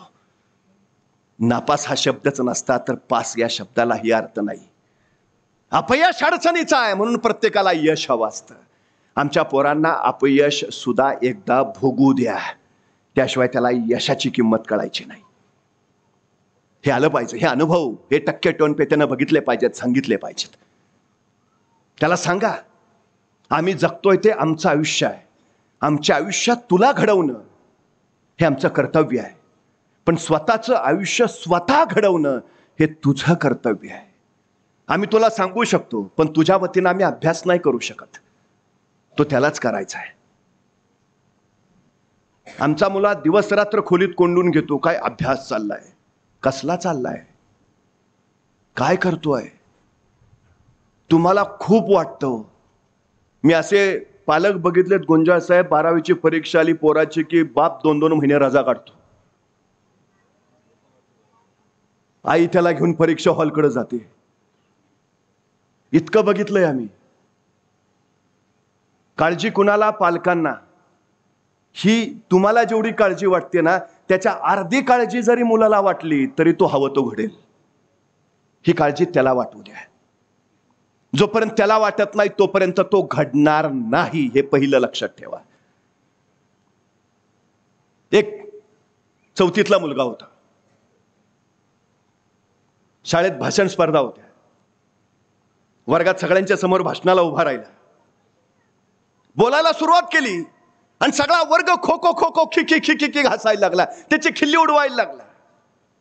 भाषण करणारा पोरगा तोतरा होता, चोचरा बोलत होता. त्याचे ते चोचरे तोतरे बोल ऐकले आणि सगळे वर्गातले पोरं खळून हसायला लागली. त्या पोराला प्रचंड मोठा अपमान वाटला. गलबलून आला, डोळ्यातनं खळदिशी पाणी ओघळलं आणि अश्रू पुसत तो वर्गातनं बाहेर पडला. विलक्षण अपमान झाला होता. आता या अपमानानंतर त्याने असं ठरवलं असतं की आपण तोतरे आहे, चोचरे आहे, जन्माच्यात व्यंग आहे आपल्यात, आपण उत्तम बोलू शकत नाही, उगाच आपण बोलायची चूक केली. झाला ना अपमान. आता परत आयुष्यात कधीच बोलणार नाही, कधीच भाषणाला उभा राहणार नाही. हे नैसर्गिक होतं हा विचार करणं. पण या मुलानं मात्र वेगळा विचार केला. तो काय म्हणाला मुलगा माहितीये? जी मुलं आज माझ्या बोलण्यावर हसलीत तीच मुलं उद्या माझ्या बोलण्यावर टाळ्या वाजवतील. हा बदल मी घडवून आणेन. ठरवलं त्यानं. आणि दुसऱ्या दिवसापासून त्यांनी प्रयत्न सुरू केला. काय अडचण आहे? तोत्रे आहे, जन्मजात व्यंग आहे, ठीक आहे. त्यानं माहिती घेतली. दूर माळ रणावर जायचा, दोन्ही गालात आत गारगोट्या ठेवायचा आणि मोठमोठ्यानं बोलायचा सराव करायचा. गारगोट्या बोलताना गालाला घासायच्या, रक्त ओघळायचं, जिभेला टोचायचं, जिभेला फोड यायचे. 1-2 नाही, अखंड 6 महिने तोंडात गारगोट्या ठेवून मोठमोठ्याने बोलत होता. रक्ताळलेलं तोंड, पण गारगोट्या तोंडात असल्यामुळे जिभेला वळण मिळालं. आणि 6 महिन्यानंतर आस्ते आस्ते त्याचा तोतरेपणा गेला. स्पष्ट स्पष्ट उच्चार यायला लागले. वर्ष घालवली त्यांनी.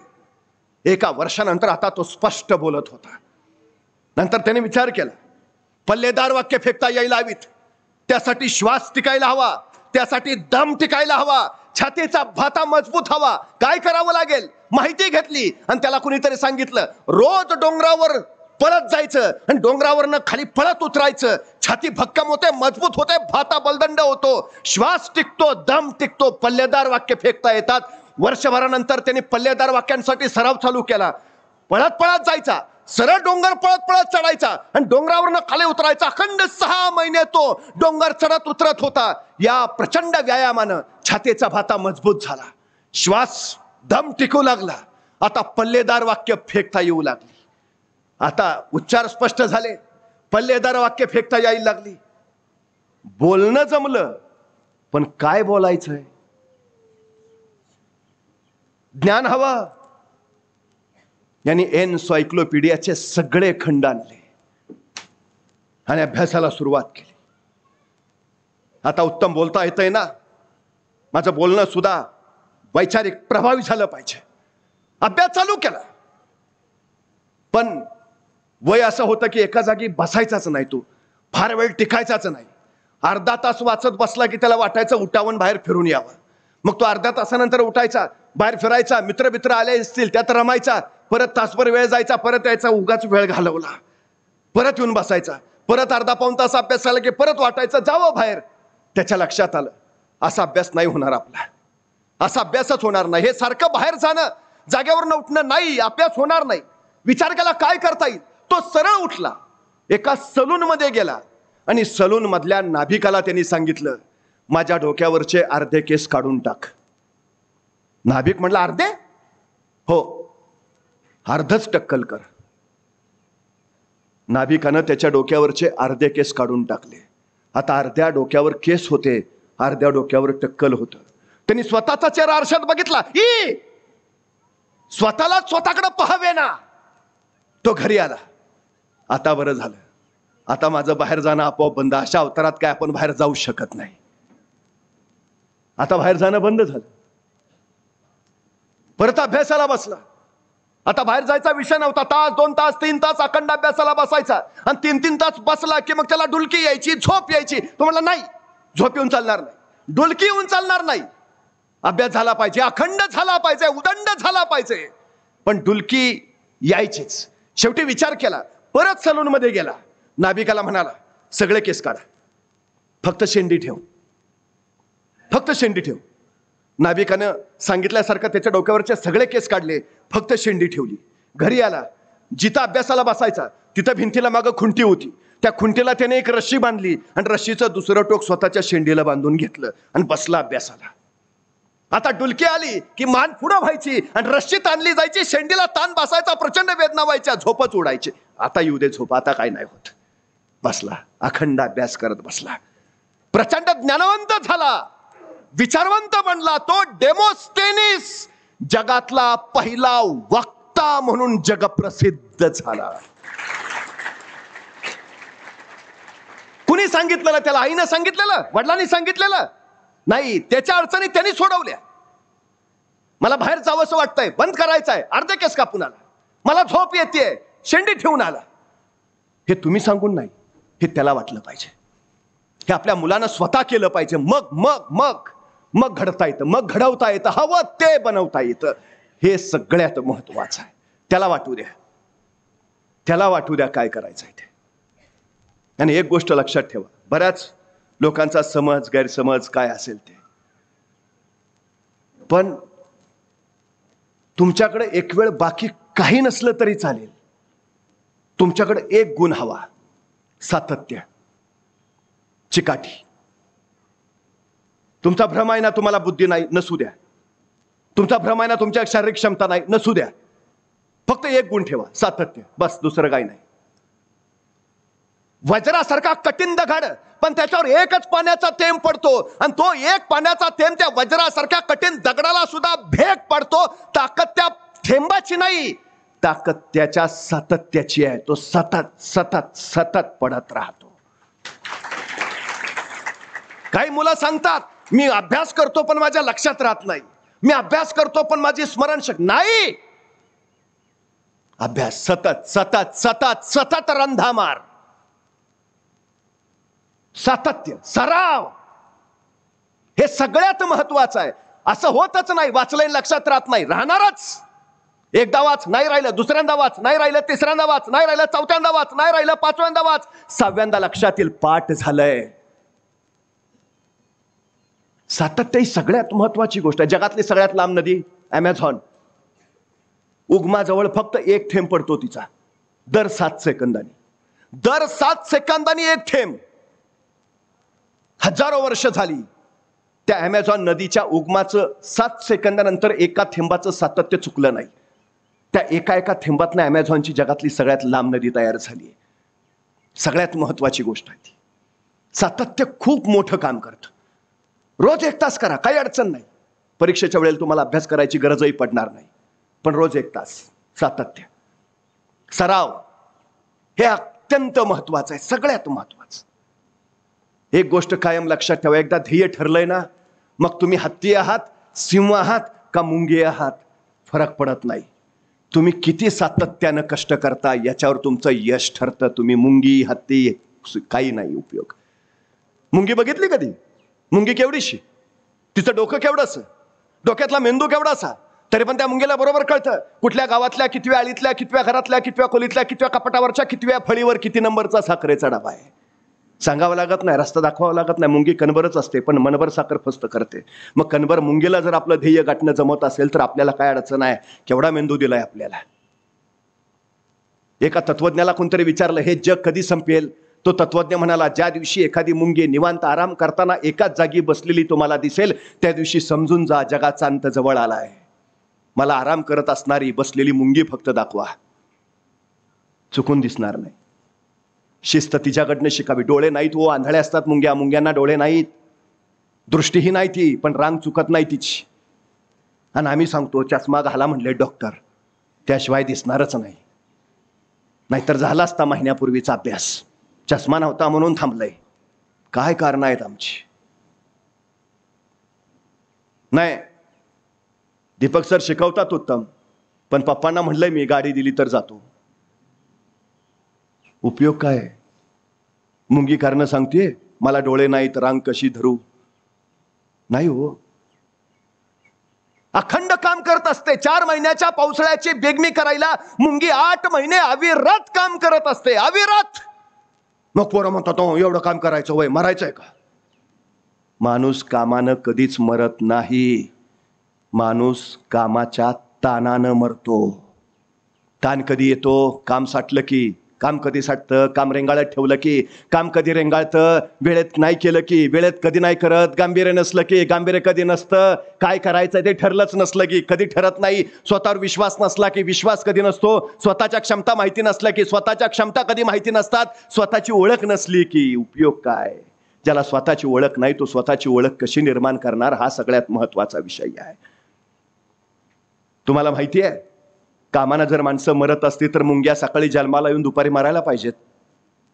अखंड काम करतात. मुंग्या किती जगतात माहितीये? मुंग्यांचं आयुष्य किती वर्षाचं असतं? काही मुंग्यांच्या प्रजाती 30 वर्ष जगतात. 30 वर्ष.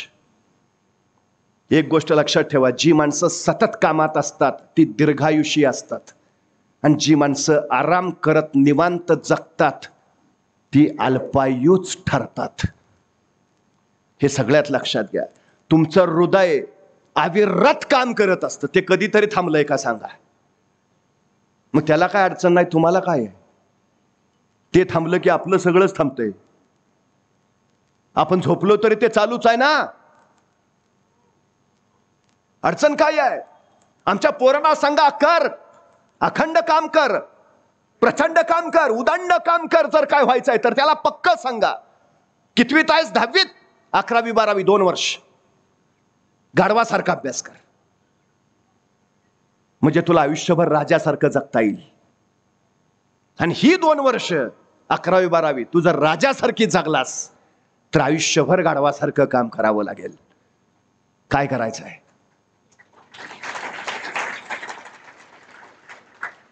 आत्ता 2 वर्ष काम करायचंय, आयुष्यभर राजासारखं जगायचंय, का आत्ता 2 वर्ष राजासारखं जगायचं आणि आयुष्यभर काम करायचंय? तू ठरव.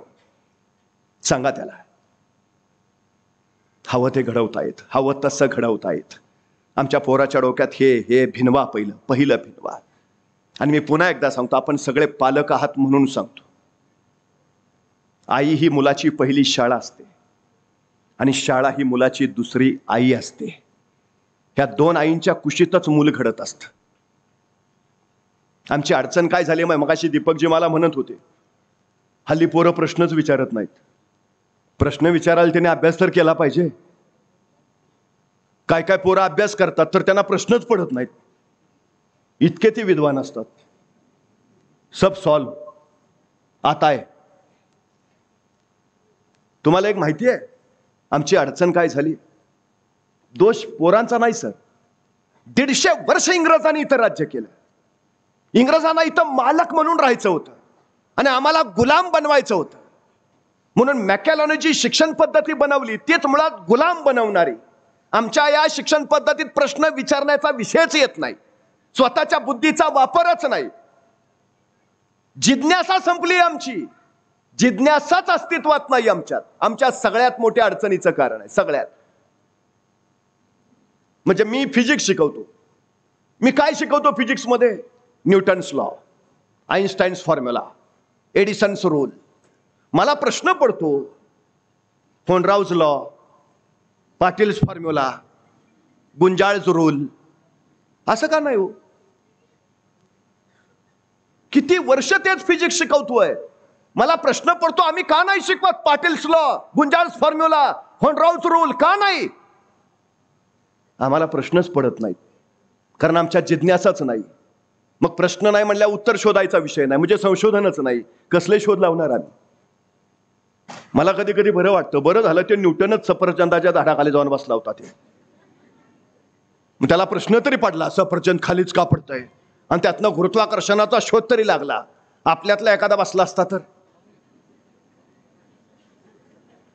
बघा ना, म्हणजे आपल्यातला एखादा सफरचंदाच्या झाडाखाली जाऊन बसला असता आणि सफरचंद खाली पडलं, काय प्रश्न पडेल त्याला? बरं झालं मी असतानाच पडलं. दुसरा प्रश्न, बरं झालं आणखी कुणी नाही, ते अकेले अकेले खाएंगे.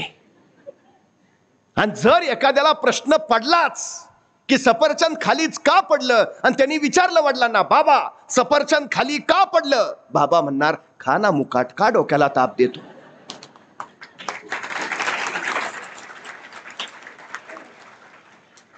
काय व्याप कमी आहेत का माग? संपला ना आमचा न्यूटन सफरचंदाच्या झाडाखालीच.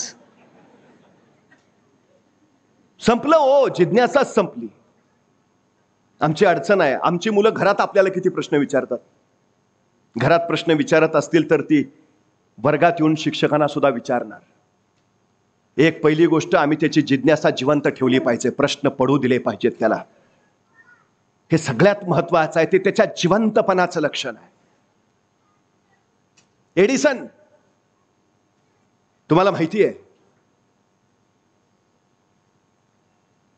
बहिरा होता, ऐकूच येत नव्हतं त्याला, ऐकूच येत नव्हतं, त्यामुळे ग्रहण करायची शक्तीच नाही. त्यामुळे बुद्धी सुद्धा अगदी थोडी मतिमंद असल्यासारखी. पण त्या एडिसनच्या आईला वाटायचं आपल्या मुलानं शिकलं पाहिजे, आपल्या मुलानं मोठं झालं पाहिजे. आणि या एडिसनच्या आईनं एडिसनला शाळेत टाकलं, शिक मोठा हो. एडिसन रोज शाळेत जायला लागला. त्याचे शिक्षक शिकवायचे, पण त्याला ऐकूच येत नसल्यामुळे ते काय शिकवतायत, काय चाललंय, विषयच नसायचा. 10-12 दिवस झाले असतील. एके दिवशी एडिसन शाळेतनं घरी आला. घरी आल्या आल्या आईनं दार उघडलं. आईनं विचारलं, कसा होता दिवस आजचा शाळेचा? एडिसन म्हणला, खूप छान. आणि एडिसननं शाळेतून दिलेलं त्याच्या बाईंचं पत्र आईकडे दिलं. आई, आमच्या टीचरनी दिलंय. छोट्या एडिसनकडनं ते पत्र त्याच्या आईनं घेतलं, फोडलं, तिने वाचायला सुरुवात केली. एडिसनच्या शिक्षिकेनं लिहिलं होतं, तुमचा मुलगा शिकण्याच्या पात्रतेचा नाही. जगातला कुठलाच शिक्षक तुमच्या मुलाला शिकवू शकत नाही. कृपा करून त्याला उद्यापासून शाळेत पाठवू नका. आम्ही त्याला शिकवू शकत नाही. हे पत्र वाचलं आणि आईचे डोळे पाण्यानं टपटपले. एक अश्रू खाली निसटणार तोच एडिसनला विचारलं, आई काय लिहिलंय? कोसळणारा अश्रू आईनं वरच्यावर आवरला आणि हसत आई म्हणाली, अरे तुमच्या टीचरने असं लिहिलंय की तुमचा एडिसन खूप हुशार आहे. इतका हुशार आहे, इतका हुशार आहे की त्याच्या मानानं त्याच्या वर्गातली इतर मुलं अगदीच ढ आहेत. ती इतर मुलं त्याच्या बरोबरीच्या हुशारीला आल्याशिवाय आम्ही एडिसनला नवं काही शिकवू शकत नाही. त्यामुळे आम्ही आधी त्याच्या बरोबरच्या मुलांना शिकवतो, हुशार करतो, आणि मग एडिसनला शिकवतो. त्यामुळे त्यांना हुशार करेपर्यंत तुमच्या एडिसनला काही शाळेत पाठवू नका. आम्ही कळवतो मग पाठवा. एडिसन म्हणला, असं लिहिलंय? मी हुशार आहे. आई म्हणली, तर माझं बाळ आहेच हुशार. मग आता शाळेत? आता नाही जायचं शाळेत. उद्यापासून आपण घरीच शिकायचं. डोळ्यात आलेला अश्रू आईनं पुसून टाकला आणि दुसऱ्या दिवसापासून आईनं या आपल्या मतिमंद मुलाला शिकवायला सुरुवात केली. ही आई त्या मुलाला एवढंच सांगत होती, बाळा उघड्या डोळ्यांनी जग बघ, तुला अनेक प्रश्न पडतील, त्या प्रश्नांची उत्तरं शोध, तुझा अभ्यास आपोआप होईल. ती उत्तरं तुला मिळाली की आपोआप त्याचं रूपांतर ज्ञानात होईल. 4 भिंतीच्या आतच ज्ञान मिळतं असं नाही बाळा. दुनियेच्या उघड्या शाळेत सुद्धा अनेक विद्यापीठं उघडी आहेत. फक्त डोळे उघडे ठेवून बघ, जिज्ञासा जागी ठेव. हा छोटा एडिसन आपल्या आईनं सांगितलेली जिज्ञासा फक्त उरात बाळगून प्रश्न विचारत राहिला. प्रत्येक गोष्टीला प्रश्न. वीज चमकली, वीज का चमकली? उजेड का पडला? आवाज का आला? त्या प्रश्नाची उत्तरं तो शोधायचा. थंडीचे दिवस होते, एकदा घराच्या बाहेर शेकोटी करून शेकत बसला होता. ज्वाळा धडाधड धडाधड पेटल्या होत्या, लाकडं जळत होती आणि अचानक आईचा आवाज आला, एडिसन बस झाला आता, चल ये घरात. आईची हाक ऐकल्याबरोबर एडिसन तिथलीच मुठभर माती घेतली आणि त्या शेकोटीवर टाकली लाकडं विझवायला आणि पटकन पळत आत गेला. तासाभरानंतर जेवण करून सहज तो बाहेर आला तर शेकोटीतली लाकडं विझली नव्हती. एडिसनला वाटलं होतं की त्याच्यावर माती टाकल्यामुळे लाकडं आता विझली असतील, पण लाकडं विझली नव्हती, फक्त ज्वाळा बंद झाल्या होत्या. पण लाकडं फुलत होती, फुलून त्यांचे निखारे झाले होते आणि विस्तवासारखे लवलवते निखारे आजूबाजूला एक असा लालबुंद प्रकाश सोडत होते. त्या एडिसनला प्रश्न पडला, मी माती टाकली तरी लाकडं विझली नाहीत, उलट ती फुलतायत. मग फुलतायत तर ते जळत का नाहीत, ज्वाळा का नाहीत? त्याच्या लक्षात आलं की जोपर्यंत त्या लाकडांना पुष्कळ ऑक्सिजन मिळत होता तोपर्यंत लाकडं धडाधडा पेटत होती, ज्वाळा उफाळत होत्या. त्या लाकडांवर माती टाकली, त्या लाकडांना मिळणारा ऑक्सिजन बंद झाला. ऑक्सिजन अभावी लाकडं विझली नाहीत, मात्र ती फुलत राहिली, निखारे होत राहिले, प्रकाश निर्माण होत राहिला. आणि नेमकं त्यांनी हीच संकल्पना स्वतःच्या प्रयोगात वापरली. एक काचेची परीक्षा नळी घेतली, ऑक्सिजन बंद केला, हवा बंद, त्यात त्यानं विद्युत तार सोडली आणि त्या तारेतून त्यांनी विद्युत प्रवाह चालू केला. ऑक्सिजन नसलेल्या परीक्षा नळीत विद्युत प्रवाह सोडल्यामुळे ती तार हळूहळू हळूहळू लालबुंद व्हायला लागली. ती तार जळाली नाही, मात्र लालबुंद प्रखर प्रखर प्रखर होत गेली आणि ती इतकी प्रखर झाली की त्या एवढ्याशा छोट्या परीक्षा नळीनं अख्खी ती खोलीत उजळून काढली. आणि या एडिसननं त्यातनंच जगात पहिला विद्युत बल्बचा शोध लावला आणि सगळं जग उजळून काढलं. ही जिज्ञासा आहे. एडिसननं जर तो विद्युत बल्ब शोधला नसता तर आजही आम्ही कंदील आणि दिव्याखालीच बसलो असतो. बहिरा असलेला एडिसन जर शोध लावतो तर आमची पोरं तर ठणठणीत आहेत. अडचण काय आहे? असंख्य शोध एडिसननं लावले, असंख्य. 40 वर्षाचा असताना त्याची आई निर्वतली आणि आईच्या मृत्यूनंतर एडिसन आईच्या खोलीत गेला. आईची ट्रंक त्याने उघडली आणि आईचं सामान लावत असताना 40 वर्षापूर्वी त्याच्या शाळेतल्या टीचरने दिलेलं पत्र त्याला आईच्या ट्रंकेत सापडलं. थरथरत्या हाताने त्याने ते उघडलं. एडिसन वाचायला लागला. 40 वर्षापूर्वी त्याच्या शाळेतल्या टीचरने लिहिलं होतं की तुमचा मुलगा शिकण्याच्या पात्रतेचा नाही, जगातला कुठलाच शिक्षक त्याला शिकवू शकत नाही, कृपा करून त्याला शाळेत पाठवू नका. एडिसनच्या डोळ्यातनं खळखळ अश्रू उखळायला लागले. आपल्या आईचा चेहरा त्याच्या डोळ्यासमोर उभा राहिला. मी शिकायच्या लायकीचा नव्हतो, मी मतिमंद बहिरा होतो, कुणी काही बोललेलं मला कळत नव्हतं, माझ्यात ग्रहण शक्ती नव्हती, मला जगातला कुठलाच शिक्षक शिकवू शकत नव्हता. पण आईनं हे सगळं लपवून ठेवलं आणि माझी आई मला सांगत राहिली, हुशार आहेस तू, हुशार आहेस. शाळा नावाच्या आईनं मला झिडकारलं, पण आई नावाच्या शाळेनं मला घडवलं.